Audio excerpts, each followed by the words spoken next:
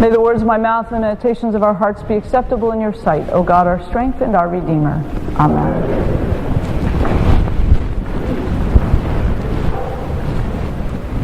Our gospel lesson this morning of the cleansing of the temple has always been, for me, one of the most compelling stories in the Gospels.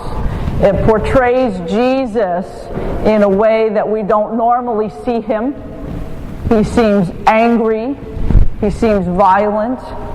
Some way that we just don't normally picture Jesus. But in some ways, it's also very much in line with who Jesus was, because he was always upsetting the norm. He was always challenging people. He was always trying to get people to see things in a different way. And I think the gospel writers also found this very compelling, because this is one of the stories, and there aren't all that many, that we find in all four of the Gospels.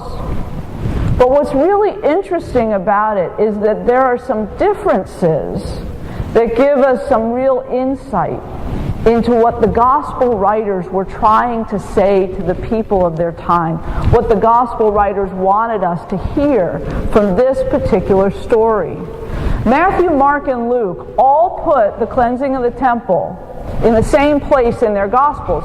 It's in the very last week of Jesus' life, between Palm Sunday, what we would call Palm Sunday, and Jesus' crucifixion.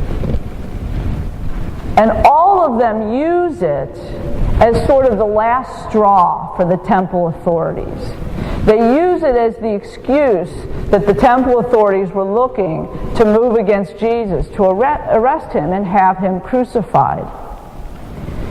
In the Synoptic Gospels, Matthew, Mark, and Luke, Jesus also, when he turns over the table, says, "You've made my Father's house into a den of robbers."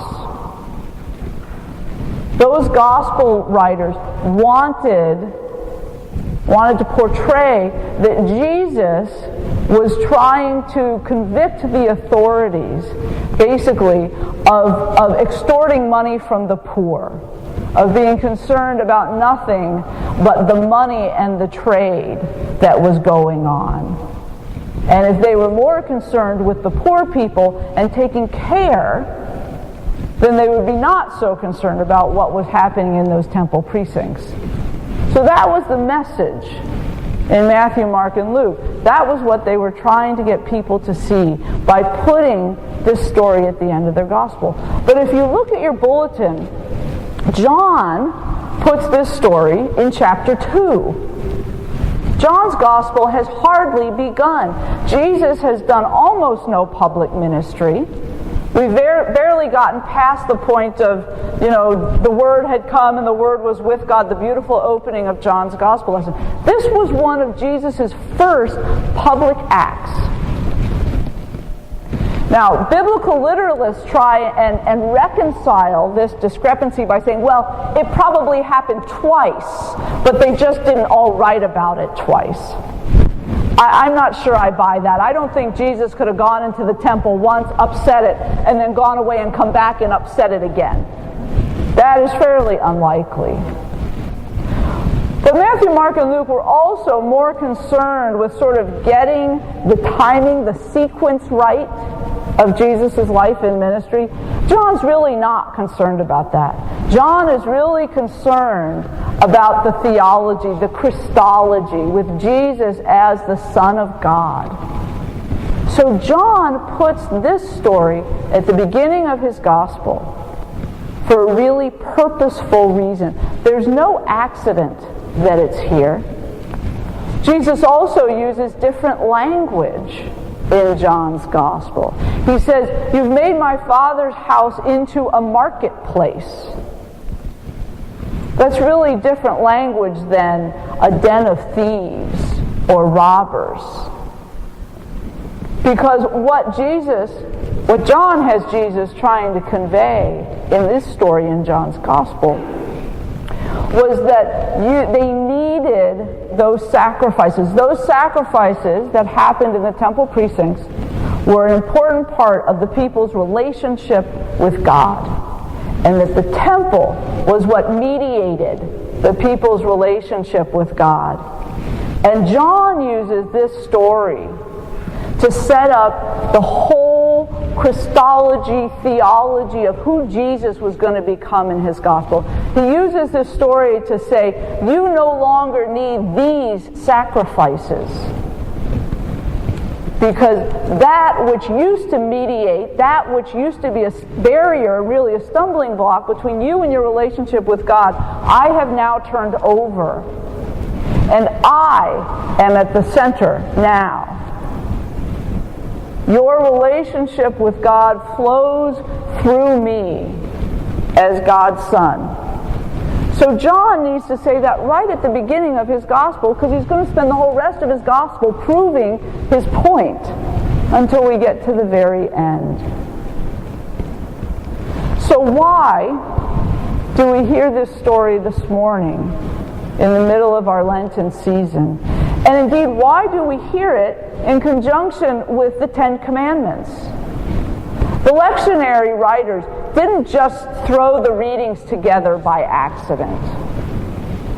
They always put things together that had some theme in them. The Old Testament is almost always connected in some way to the New Testament.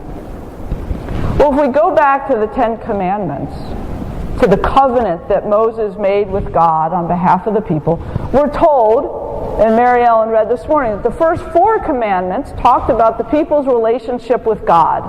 You'll have no other gods before me. You'll make no idols. You won't take my name in vain. And you'll keep the Sabbath holy. 4 rules that governed the people's relationship with God. And then the other 6 governed the people's relationship with each other. So for hundreds of years, these 4 commandments were lifted up as the way to be in relationship with God. You kept these 4 rules, and that was sort of your blueprint to be in relationship with God.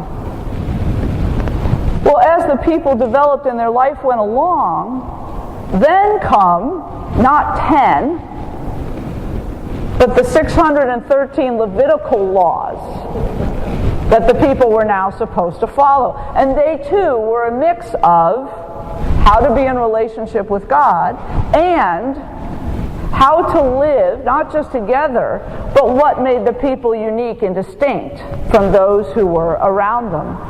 So these poor folks went from 10 to 613. So to keep those 613 laws, all of that temple grew. The temple precincts grew. The priesthood grew. The Pharisees and the Sadducees. The whole temple cult helped hold up those 613 laws that the people were now supposed to be observing to help them be in relationship with God. And it had developed to the point where that was the mediator. People came from all over to sacrifice at the temple, either to come back into right relationship with God because they had broken some of those laws, or simply, at the time John is telling us about, at Passover, when everyone who could would have traveled to Jerusalem for that great feast and would have come to sacrifice to God. So Jesus completely upsets what was going on, the way the people were supposed to be in relationship with God. And it said, now, I am giving you a new way, a different way. In fact, later in John's Gospel, he says, I am the way, the truth, and the life. That hooks us all the way back to this story in the cleansing of the temple, in the upsetting of the trade, in the upsetting of the mediation between the people and God. So the readings we hear this morning tell us about the progression of the people's relationship with God, how it changed, and when we reach John's Gospel, how it settles to being focused on Jesus. And for John's listeners, this would have again been an absolutely radical understanding, because John was the last gospel that was written. We're probably into the 2nd century already. These people have been living without the temple having been destroyed 40 or 50 years later. And the young Christian churches had sort of evolved and changed and moved apart from each other and come back together. And John's gospel is saying clearly here, let's start here with Jesus as the centerpiece of our life and our faith in God. And so I think we hear these lessons on this 3rd Sunday of Lent, in the midst of this time, in the midst of this point in our liturgical year when we too turn our attention especially to our relationship with God. And these readings ask us that question. How has your relationship with God changed? What has compelled its change? What has led you to change? Where have you found new life in God, new possibilities? Where has your relationship grown and flourished and changed?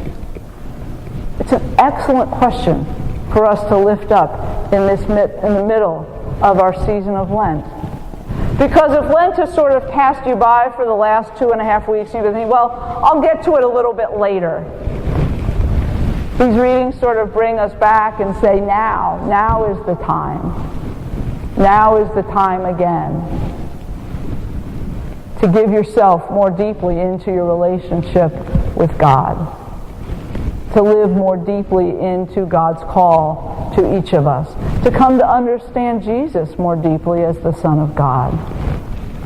These readings are helping to prepare us for the time that is to come, for the new Jerusalem, for Jesus' crucifixion and resurrection, the change in our relationship.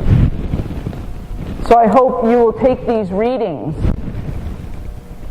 and use them this week and ask yourself those questions. How has your relationship changed with God? Is it changing now? Is this Lenten season bringing you something new and something open and something wonderful? Amen.